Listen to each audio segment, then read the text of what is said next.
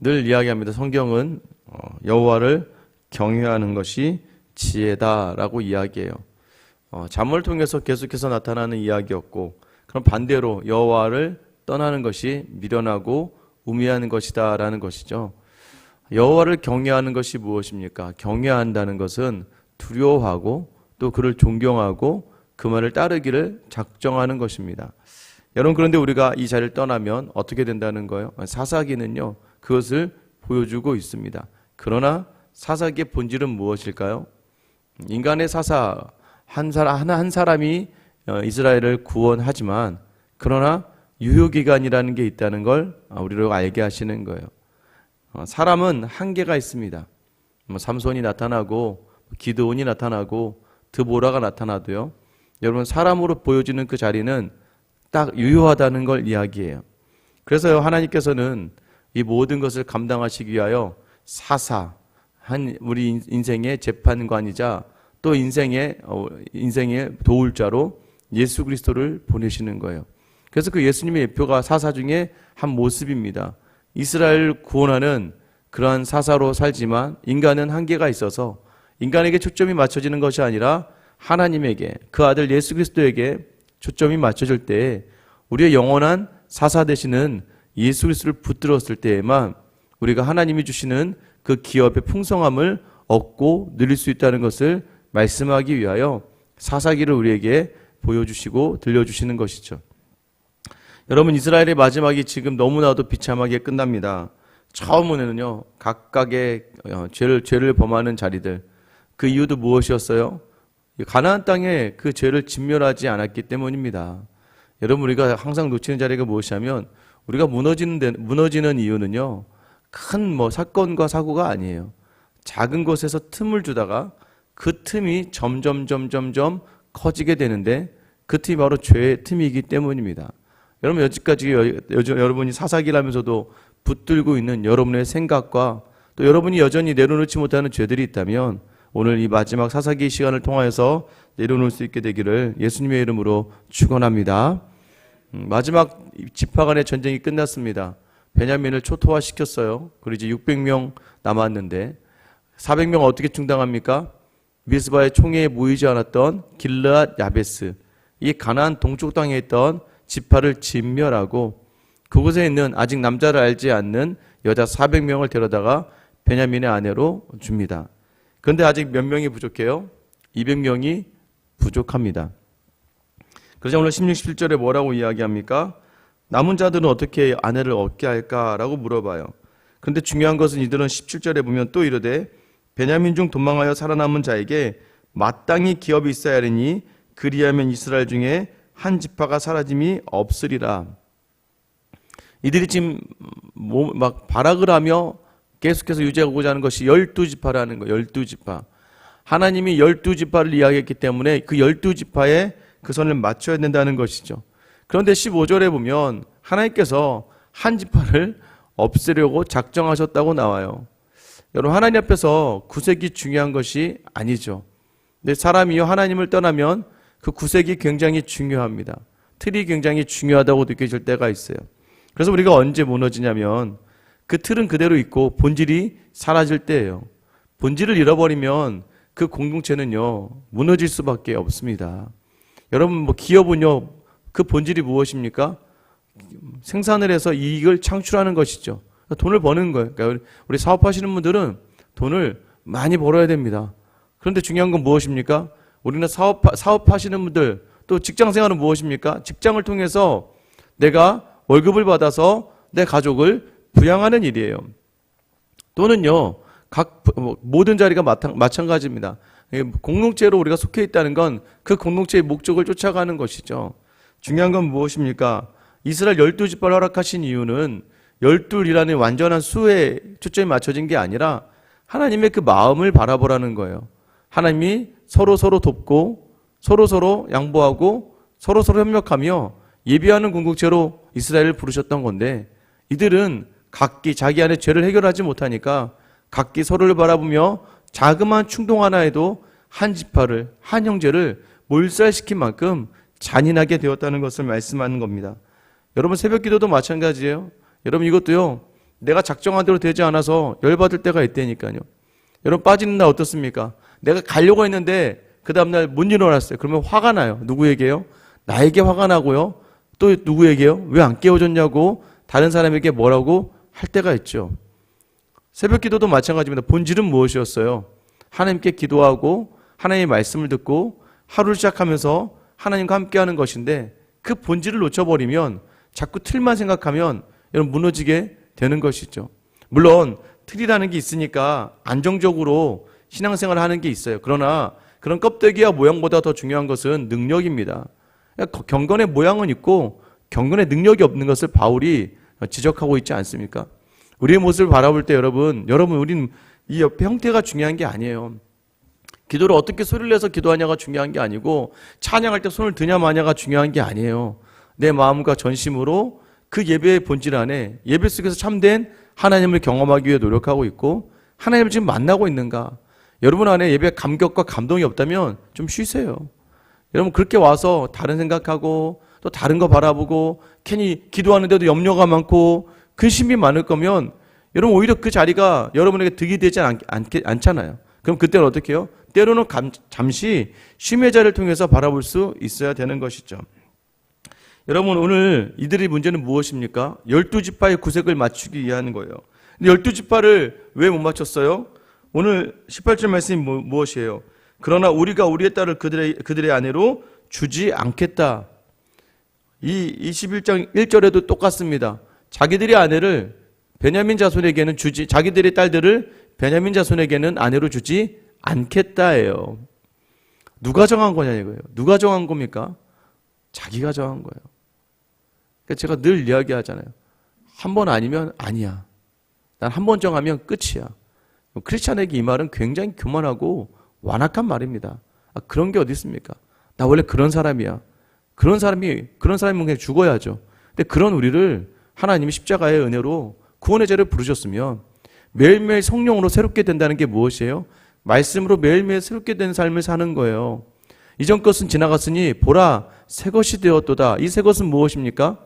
이전에 내 스스로의 명령과 내 원함을 쫓아갔던 인생이 아니라 매일매일 주시는 말씀과 매일매일 하나님께서 함께 하신 성령의 음성을 쫓아가는 거예요. 여러분 그런데 나는 싫다는 거죠.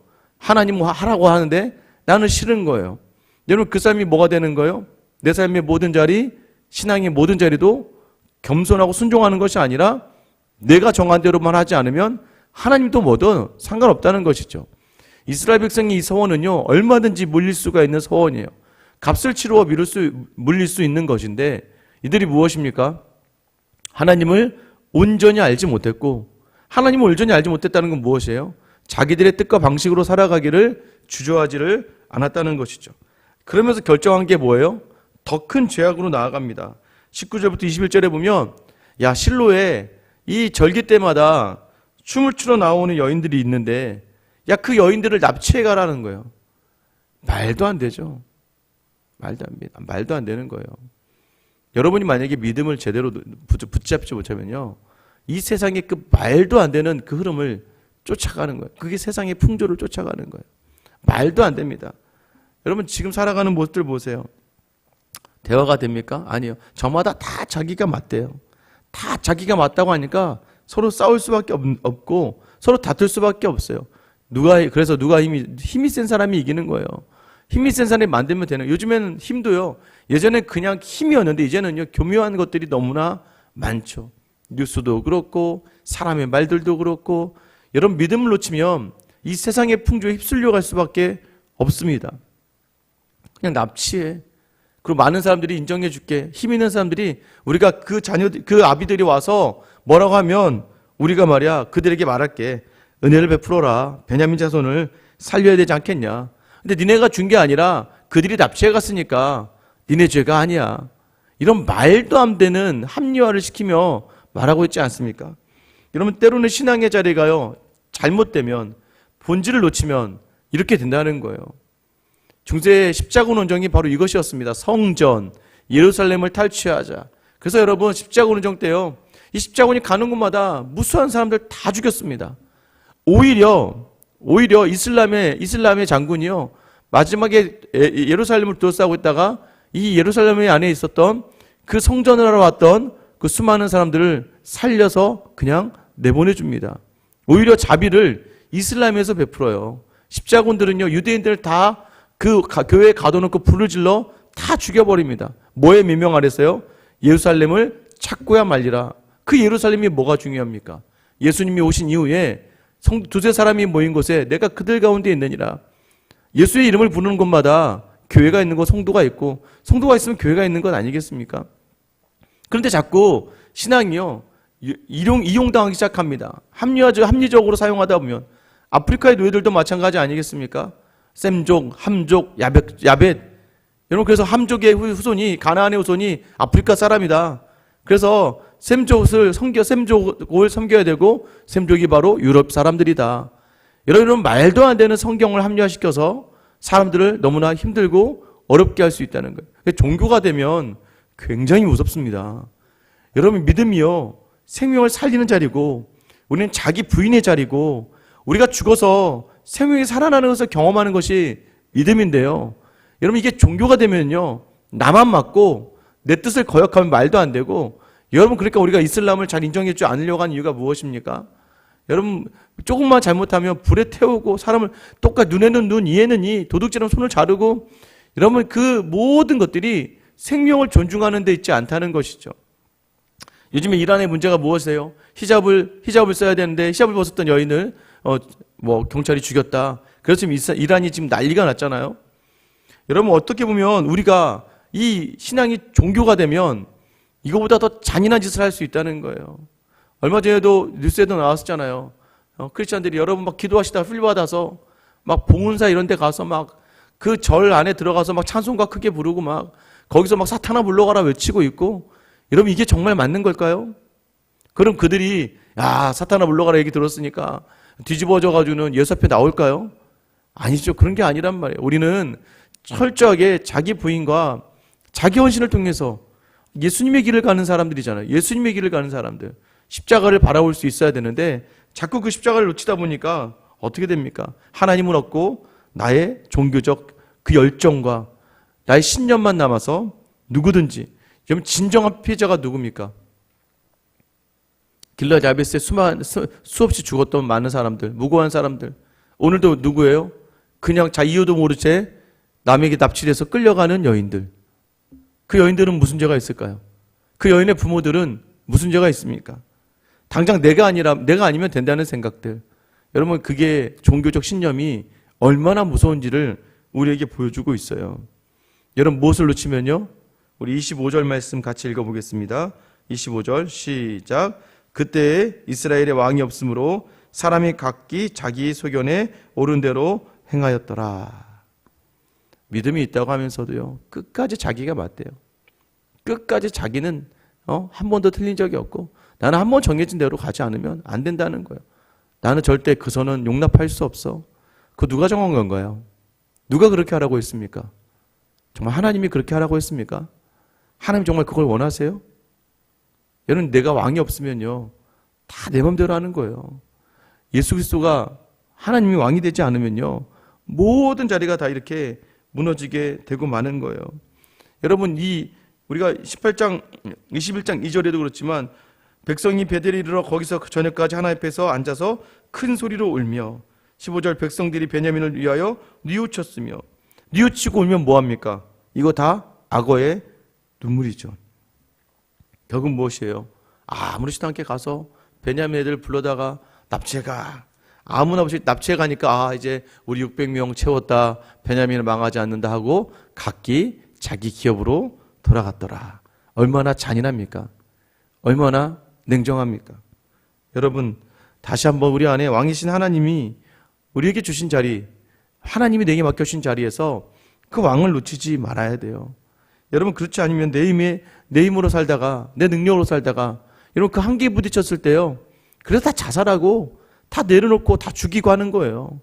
다시 한번 여러분, 오늘 우리에게 맡겨준 가정과 직장과 사업과 이 교회는요, 하나님이 내게 헌신하라고, 하나님이 내게 십자가의 길을 가라고 주신, 우리 주님께서 주신 그 십자가의 남은 고난을 우리에게 허락하셨다는 것을 기억하셔야 돼요. 여러분, 그것을 경험하고 나아갈 때 십자가 영광이 있는 것이고 하나님의 손을 경험할 수 있고 하나님의 능력을 경험할 수 있다는 것을 여러분 놓치지 마셔야 됩니다. 사사기가 이렇게 끝이 납니다. 여러분, 왕이 없을 때 그 여기저기 일어나는 수많은 문제들, 패턴이 뭐였어요? 하나님 주신 기업에서 하나님 주신 걸 놓치니까, 이것도 하나님이 내게 허락하신 걸 놓치니까 내 마음대로 하다가 죄를 범하고, 내가 좋은 대로 행하다가 우상을 만들고, 그 우상을 붙들고 좋아하다가 어떻게 됩니까? 하나님이 자기 백성을 사랑하셔서 다른 이방 민족을 들어서 이 이스라엘 백성을 치면 어떻게 돼요? 고통 속에 있죠. 그 고통이 유익이 되는 이유가 무엇입니까? 고통과 고난 속에서 하나님을 부르게 되니까. 그때 깨닫는 거예요. 세상의 힘은 아무것도 아니구나. 세상의 능력은 아무것도 아니구나. 하나님께 부르짖으니까. 부르짖기만 하면 매번 그러는데도, 제가 하나님이었으면 이스라엘은 이전에 아마 씨가 말랐을 겁니다. 그런데 하나님은 저와 다르셔서 인자와 자비와 노하기를 더디하심과 그 은혜가 풍성하셔서 우리를 향하신 하나님의 그 계획이요, 우리를 놓지 않으시는 거예요. 계속해서 부르짖기만 하면 다시 회복시키시고, 하나님 이름을 부르면 다시 고뇌 자리에 주시고, 우리가 어찌되든지 나는 너를 놓지 않겠다 이야기하시며, 내가 너를 내 자녀 삼았다고 선포하시며, 결국 그 자리를 떠나지 않으신 하나님 앞에서 오늘 다시 한번 여전히 내 소견대로 옳은 대로, 내 소견이 옳은 대로 행하고 있다면, 내 마음대로 내 뜻대로라면 오늘 시간 여러분의 그 마음을 내어놓고 다시 왕이신 하나님을 붙들며 하나님 허락하신 그 기업을 마음껏 풍성하게 누리는 그런 귀한 하루가 되시길 예수님의 이름으로 축원합니다. 기도하겠습니다. 하나님, 여전히 우리는 예수님을 주님이라고 주인님이라고 고백하면서 여전히 우리는 우리의 뜻과 생각이 맞지 않으면 분노하고 억울해하며 복수할 것을 다짐하고 낙심하고 좌절하는 그러한 우매한 삶을 살아가고 있지 않습니까?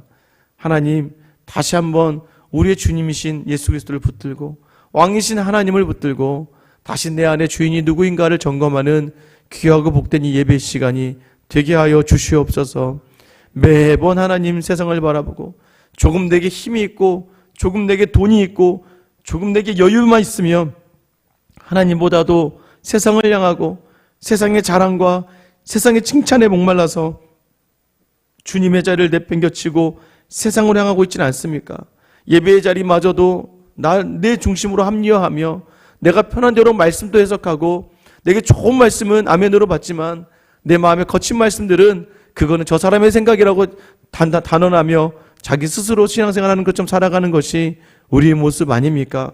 주님, 오늘 시간 우리를 겸손하게 하셔서 다시 왕이신 하나님을 붙들며 내 삶의 모든 자리의 선택은 말씀과 함께 나아가는 귀하고 복된 믿음의 사람으로 우리를 세워 주시옵소서. 하나님, 세상이 악합니다. 이 악한 때에 세상을 바라보다가 그 풍파에 휩쓸려 넘어지는 인생이 아니라 오직 주님만을 붙들고 나와 온전히 서는 귀하고 복된 주님의 사람들, 그리하여 하나님만이 주시는, 우리 주님이 주시는 세상과 비교할 수 없는 특별한 평강과 평안으로 나아가는 저와 우리 모든 성도들의 하루가 되게 하여 주시옵소서. 끝까지 왕이신 하나님을 놓치지 않으며 내 뜻은 이 잔을 피하는 것이지만 하나님의 뜻이거든 내게 허락하여 달라고 끝까지 순종의 길을 가시며 우리를 구원으로 생명으로 인도하신 우리 주 예수 그리스도의 이름 받들어 기도드립니다. 아멘.